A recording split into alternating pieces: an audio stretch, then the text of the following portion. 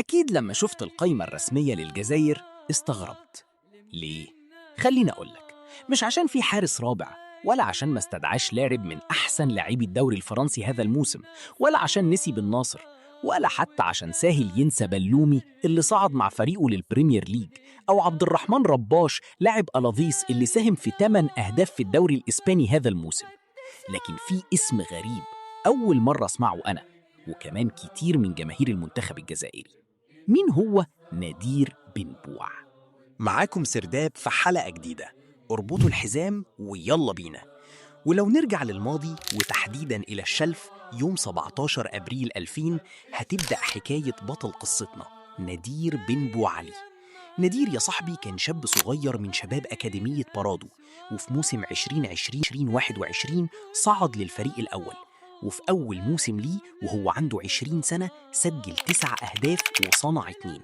وسابني أقول لك حاجة مهمة، نادير مهاجم صريح راس حربة وطوله 190 سنتي. خلينا نكمل.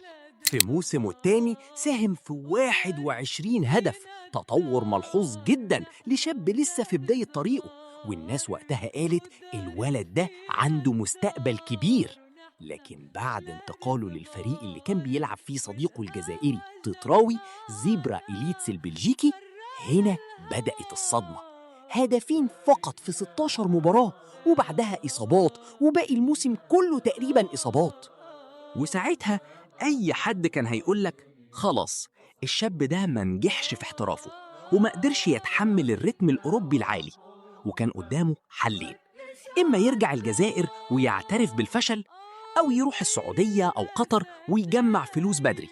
لكن هو استمر رغم الفشل، وفي الموسم اللي بعده لعب 16 مباراة وسجل 7 أهداف، لكن برضه الإصابات كانت بتطرده.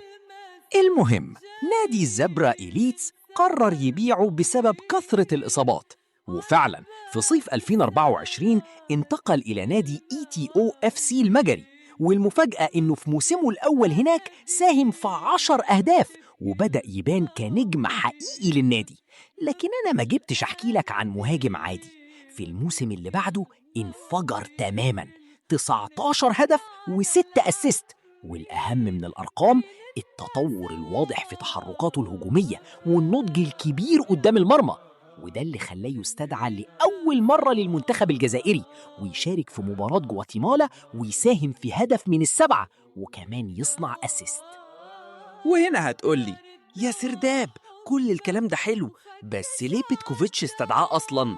هقولك، لأن بن بوعلي لاعب مهم جداً كبديل هجومي، ويمكن يكون حل ممتاز لمشكلة الجزائر بعد رحيل سليماني، لأن المنتخب عنده لعيبة مهاريين، لكن المهاجم الصريح اللي يسجل باستمرار بقى قليل. وعمورة رغم قيمته الكبيرة فقد جزء من حسه التهديفي، وبن بوعلي بالمقابل قدر ينهض من جديد وسط المحن. بمغادرته بلجيكا وإعادة إطلاق مسيرته الكروية استعاد وقت اللعب والثقة بالنفس، وده كان مفتاح رجوعه للمشهد من جديد. لكن نقطة التحول الحقيقية كانت استدعائه للمنتخب الجزائري. كانت لحظة مؤثرة جدا بالنسبة له، لأنه قال إنها حلم طفولته اتحقق، واعتبرها لحظة عمره ما هينساها، خصوصا بعد مكالمة المدرب فلاديمير بيتكوفيتش مباشرة. وده بيمثل علامة فارقة في مسيرته ويخليه أكثر طموحا من أي وقت فات. ومع اقتراب البطولات الكبيرة وعلى رأسها كأس العالم، بن بوعلي نفسه بيأمل يثبت مكانه مع المنتخب الأخضر ويكمل في استغلال الفرص اللي قدامه. وهنا نكون وصلنا لنهاية الفيديو. فيديو خفيف لطيف ظريف يا صاحبي، وشكرا لأنه الفيديو السابق وصل أكتر من 1000 مشاهدة. إذا عندك فكرة فيديو اقترحها في التعليقات. ما تنساش الصلاة على النبي. إذا عندك فرض روح سوي. والسلام.